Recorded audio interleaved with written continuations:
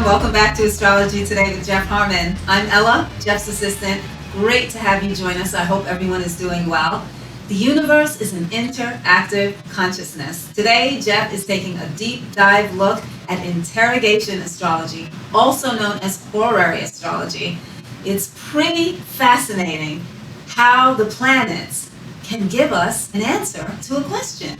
A true answer, a real answer. Obviously, this takes a lot of technique and knowledge to get to the bottom of it, to get to the answer. That's what Jeff does. So he's going to share a lot of information and various stories about Interrogation Astrology today. Also, we have a very special guest joining us, Scott Nickerson. Scott and his wife Jenna opened a wellness business in Nova Scotia. Scott checked in with Jeff about 7 months ago, asking a business interrogation. So we reached out to Scott a couple weeks ago to follow up and see how their journey has been progressing. And Scott shares a lot of wonderful news with us. So please stay tuned and check out that interview. But of course, first and foremost, Jeff is going to look at our current energy. So take it away, Jeff. All right. Thank you for that, Ella. Yeah, we definitely have a very powerful situation in the world right now. I've been mentioning this for a long time. What happened, and I want to clarify this because on my last live, it was a little bit confusing. People had said they didn't quite understand the dates, and I might have said something wrong, so I want to clarify this.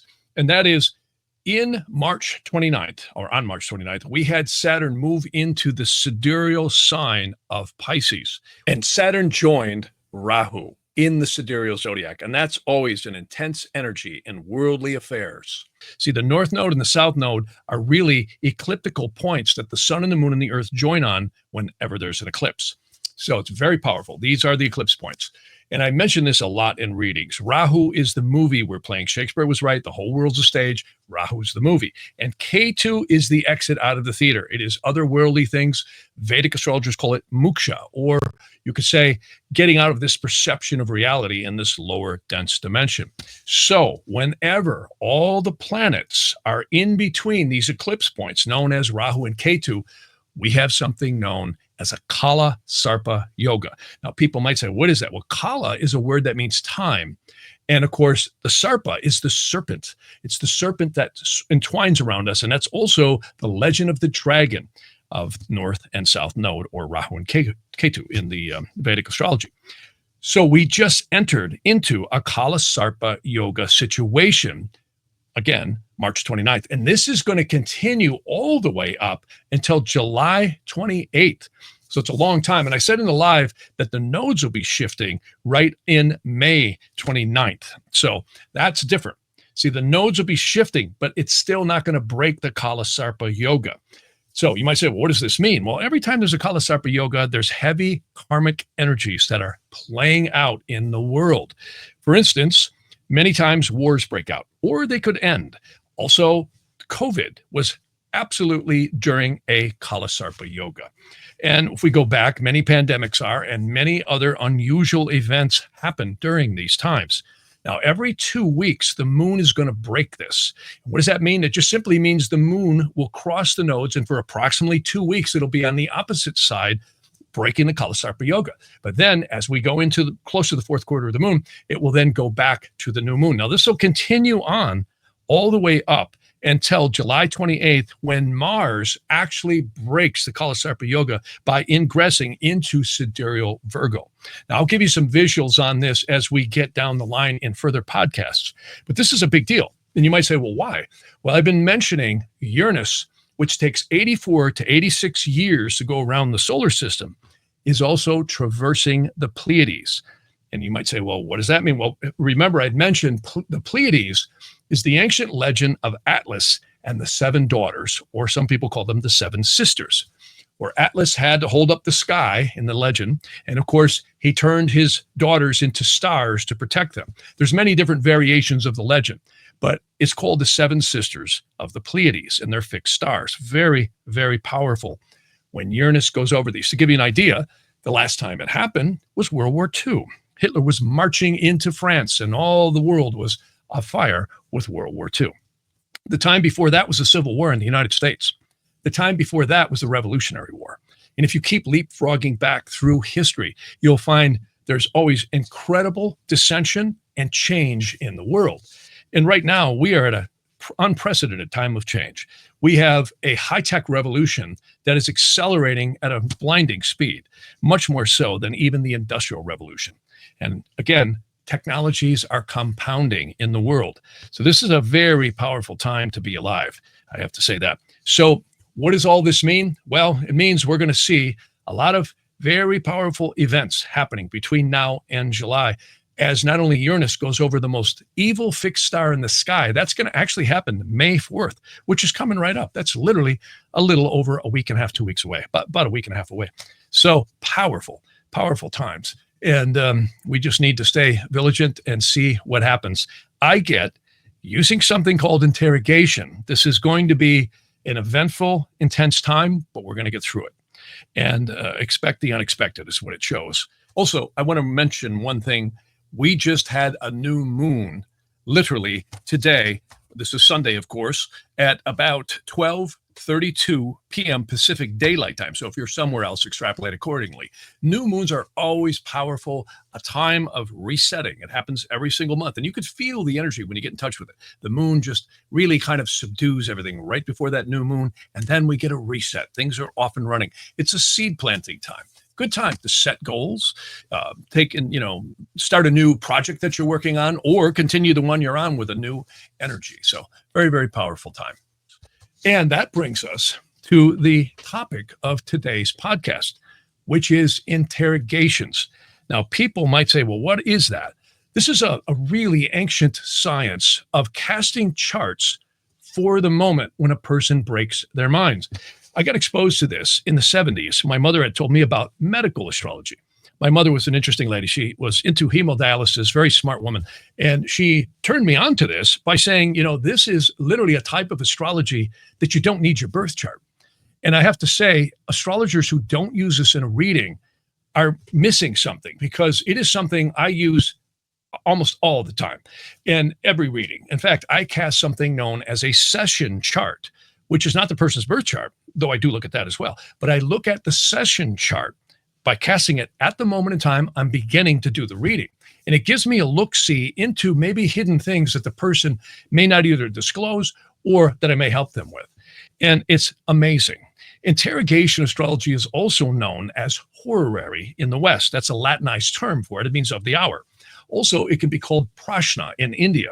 And it's very complex. I have to say, I've been studying this for many, many years now.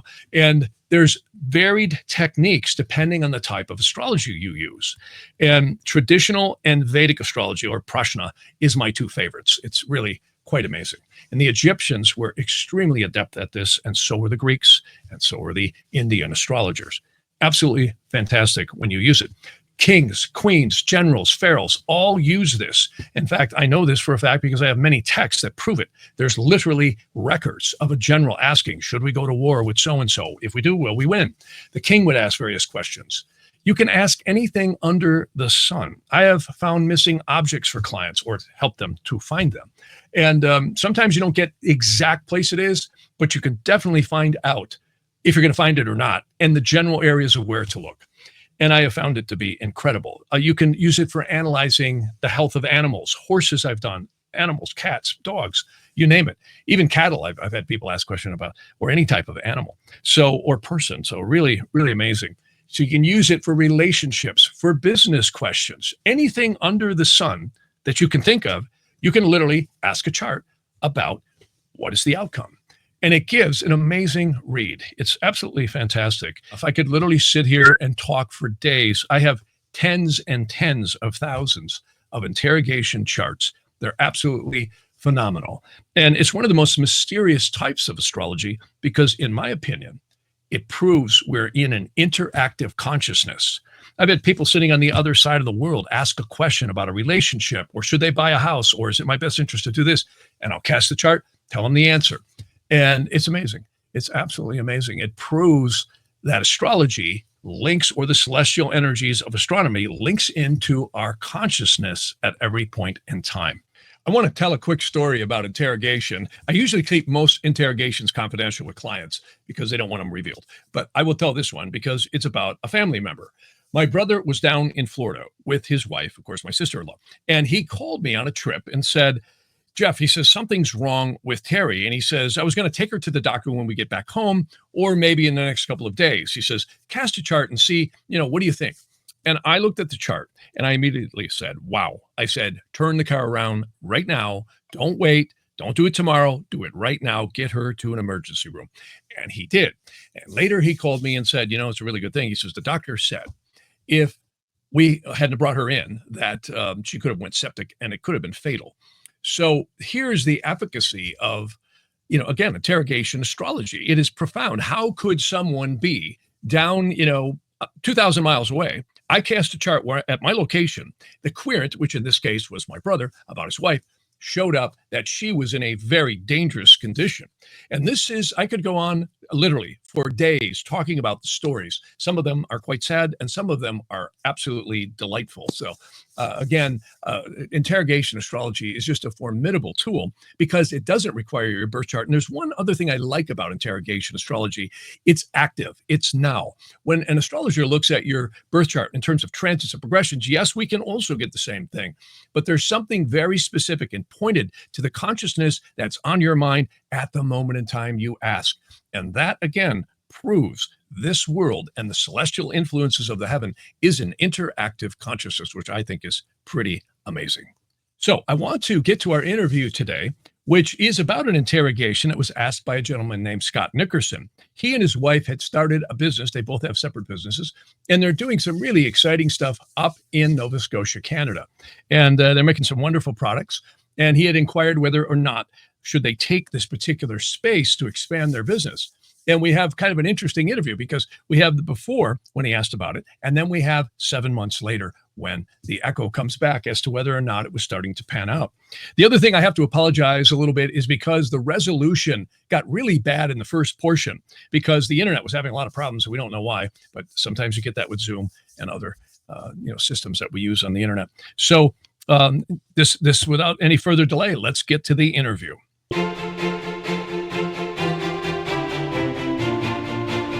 Someone said, go to the market. We went to the market, and 4 years later, things are booming. So you are in a commercial space now, correct?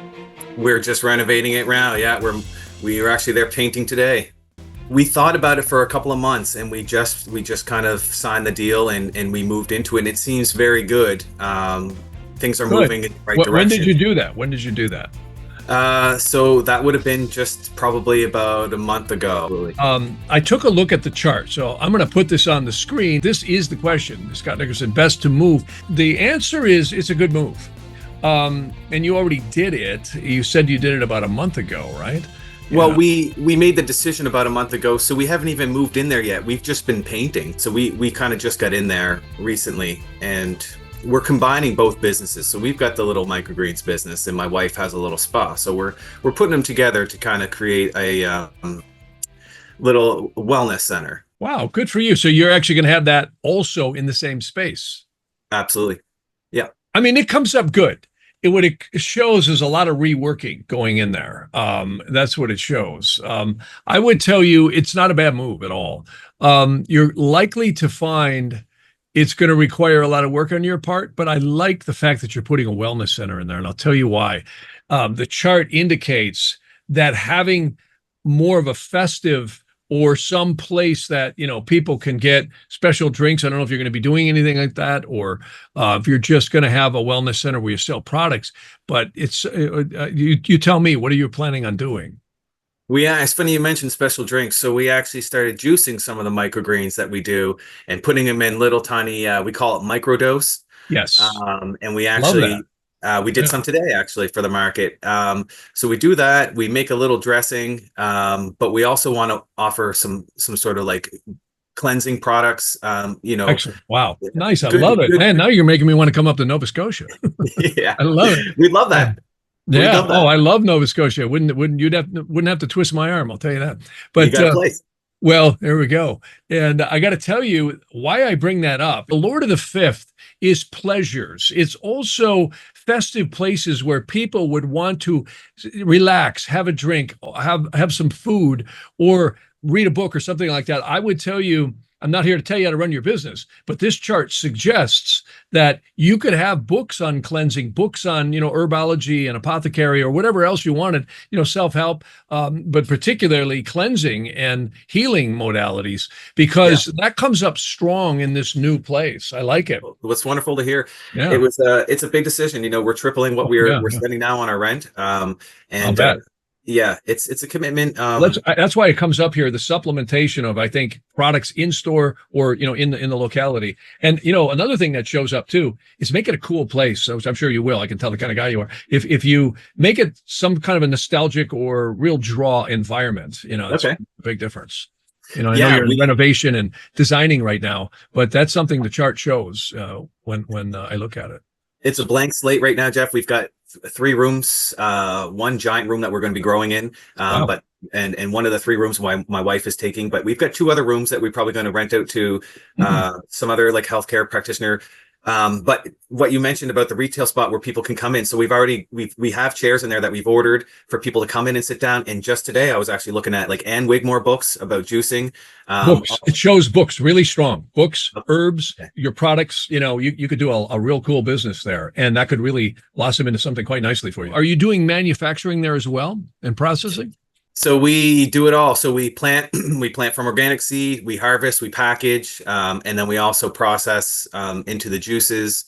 So we do everything ourselves. It's just my wife and I. Wow, good for you. Wow, awesome. Love hearing this. This is the kind of stuff I love. No, this chart comes up very positive if you integrate that in. Even though you're manufacturing and you're processing and all that, it's a big portion. I really think having some type of a public retail place where people can enjoy it, that's what comes up the strongest here. It really comes up good. Yeah. Wonderful. And of course, that's great because that comports out your product to people there. Plus, aren't you making things for other places as well?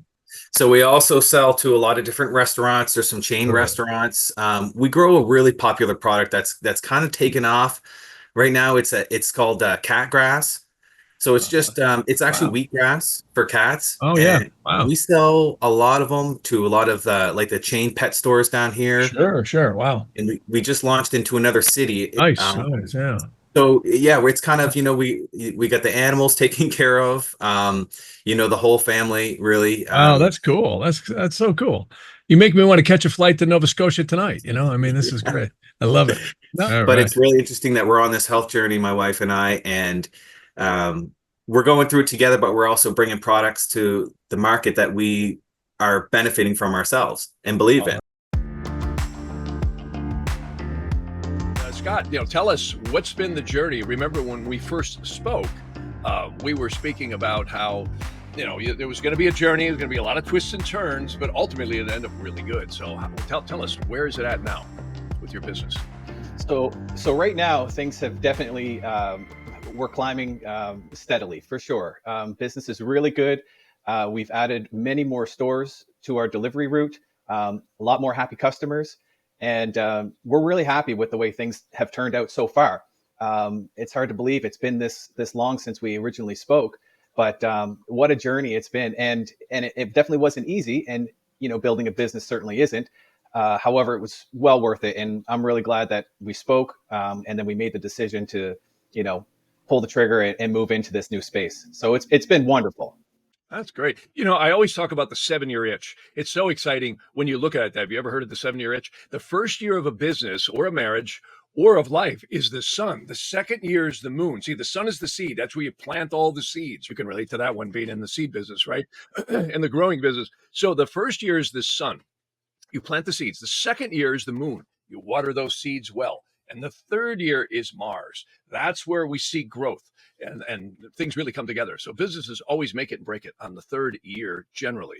And then you have the 7-year itch where you hit Saturn. It actually follows the days of the week. See, sun is Sunday, moon is Monday, Mars is Tuesday, Mercury's Wednesday, Jupiter's Thursday. And of course, thank God it's Friday, right? TGI, they named a restaurant after that, which is Friday. And Saturn is regroupment. It also follows the whole agricultural thing. Springtime is the sun. The late spring, early summer is the moon. The harvest comes right after the Mars period, which makes it grow. So you guys are really kind of still in the seed planting phase, and you really get into the powerful growth stage coming up this August since we asked that question. You see? Yeah, that's wonderful. I mean, we had spoken before regarding there's multiple businesses in this space. So one of the things that we were trying to do was amalgamate, if you will, Jenna's Spa and the Grow Space, and I mean, that's how we come up with the name Nourished Spa and Garden.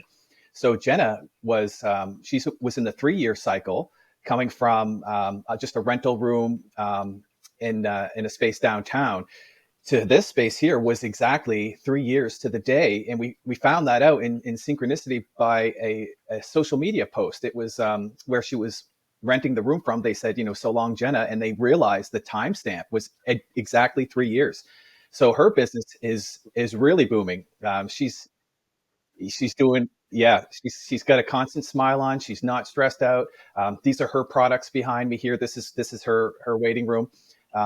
So, that's a part of this space too. Although, the growing part of the business was mainly the reason we had that conversation was, is that going to be something that is worth our time? Because and money, it's definitely a lot more to rent the commercial space than where we were growing from previously, which was a shipping container in our driveway. So all that said, we did have some issues moving in with electrical. As you know, growing, it takes a lot of power. Even though we're using LED lighting and they're on timers, we were on fuses in this building. So we had a full upgrade, new breaker panel, higher amperage plugs. So since then, we've been able to expand and add more retail outlets to our route. So we've had actual stores contact us to request carrying our product. We're definitely trying to take it slow. We don't want to overwhelm ourselves. It's just her and I. We don't have anyone really working for us at this point, but it's wonderful to see it come together after all this time. That's great. I want to come to Halifax. I love it. I was back in Halifax, I think in like 1984, and I loved it. Absolutely loved it. It's such a dream. It's like opening up a storybook and stepping in. I love it. So yeah, it's pretty amazing. And we're 3 hours from Halifax. We're down in Yarmouth. However, Halifax is one of our it's probably 50% or more of our business. So I travel every Thursday. It's a 3-hour drive, just one way to get there. But we're in a dozen stores up there now. So and that's growing steadily as well. It's really catching on.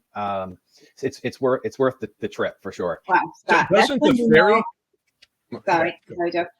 That's when you're doing something right, when people are actually seeking out your product, right? Looking back at photos, I was trying to determine when we actually started growing. And I grew my first tray of wheatgrass in 2006 for a sick dog that I had at the time, because I knew of the benefits. And I was in my very early 20s at that point. I never stuck with it. She passed. It didn't really, I think it was a little too late on that. However, I come full circle, and now we're, I guess it was 2020 when we really started the business. However, we were growing microgreens and sprouts for ourselves, just for our own personal health. When everything shut down, we started giving to friends and family, went to a neighbor's house, and they ended up asking where we had sold them. And I said, we didn't. And that's what started everything. So originally what our product was is microgreens. So we have many different, I guess, line items. So we have a few mixes that include a variety of greens. That way you get the full, kind of spectrum of the vitamin mineral table. We do a dressing as well. We call it leaf sauce. It's very difficult to find dressing without harmful seed oils and other agents in it. So we made one, and I was going crazy on it for a year, and I decided to get a permit from the health department to be able to sell it at the market. And the feedback was wild. So that's been very popular as well. And then the catgrass. So the catgrass was always something in the background. It was just a kind of a side thing. When we were struggling trying to grow the business in the container, the catgrass was just in the background. But the whole time we didn't realize what we had in front of us until we got some more feedback from customers, and they really liked it. So when we put a little bit of attention on it, put it in a local pet store, it's a chain called Pet Value. It took off, and then from there, that's how we were able to expand into Halifax and even just other corner stores. So the main products are the microgreens and the catgrass, and that's what we're really focused on: the health of humans and pets. Yeah. Yeah, you just had a good cycle come in, and I would think things are probably picking up for you right now. You just had Jupiter cross your Mercury and your Sun. I don't know if you've been feeling that, but that's probably giving you a little zest to push forward right now, isn't it? Absolutely. So every now and then I feel like a little push to reach out to some stores because we don't advertise. We just use social media to post our products. We haven't really gone out to advertise, but I'll phone a retail store or two, and I'll get the energy to, now's the time. Let's add a few more on. And it was the last couple of months I've really felt motivated, and things have definitely shown that it's definitely worth the time. That's what your chart shows. It shows the last couple of months you'd really kind of feel like Popeye on spinach. You'd be uplifted and moving. Well, this is so fantastic, and I'm glad to hear. Our focus is when you ask a question in business, does an interrogation chart mirror reality? And it showed this would be a little bit of a winding road, but it actually showed it end up really good. And I'm so pleased to hear that it has. Our goal was to open up the other two spa rooms here for practitioners, but it's just been going well the way it is that we haven't really felt the need to really push on that. Actually, we did recently open up our ionic foot bathroom, and we did a first treatment for a friend of mine just to get it going. So those things are in the works, but we're just taking it slow and steady and little at a time. Yeah. I love ionic foot baths. They're great. Yeah, I love them. And it's such a great addition. So where do you see yourselves, you and Jenna, let's say in 5 years with this business, Scott? Where do you see yourselves? What do you hope for, wish for? Well, I don't try to think that too far out because when we got started with this, it wasn't a desire to create a business. It was just a hobby. So we've never really done any sort of business planning. And that's what makes things a little bit exciting because you never know what's around the corner. But, Jenna's been asked by the local cosmetology schools to have their students come in and sit with her. And she's had a few conversations with students, helping them out with different projects, doing interviews. So potentially creating a much larger space where she can pass on her knowledge and experience to others. And then we actually have a call out for some help with our harvesting, just to shorten up that day and eventually probably expand the cat grass business and the microgreens a little bit further out than we are right now. So I think maybe, just a little expansion at a time, but we don't really want to be too big where we're owned by the business versus owning the business, if you know what I mean.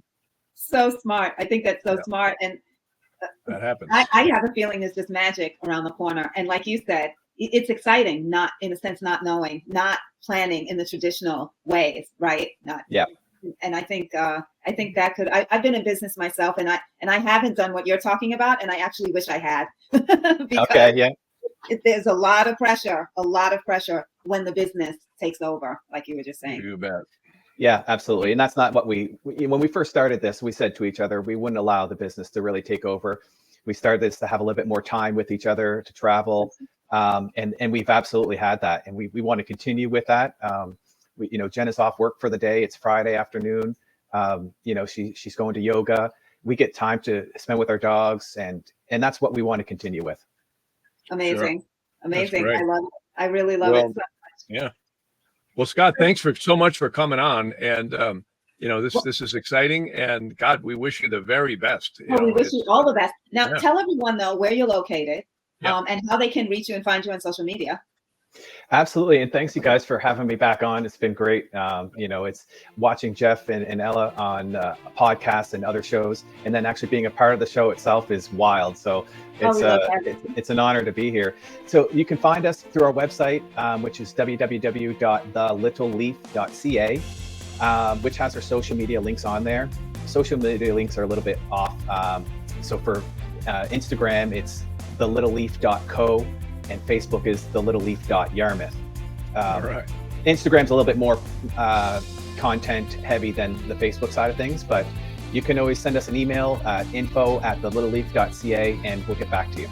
Awesome. Nourish, spa, and garden. I absolutely love it. Yeah. Thanks so much. Thank you, bet. Scott. Best of luck to you. And all the best to Jenna. Continued success. Appreciate it. Well, thanks to everybody. Thanks so much for joining us today. I hope you enjoyed the show. Special thank you to Scott and Jenna. Thank you for all you're doing. Continued success. Of course, a great thank you to Jeff for sharing the astrology with us. Just want to let you know that we have a new website up, theastrologytodayshow.com. Please check it out. Jeff still has jeff@jeffharman.com, but the Astrology Today Show website is a little bit different, so please check it out and take good care of yourselves. Have a great week ahead, a magical week ahead, and we'll see you next time.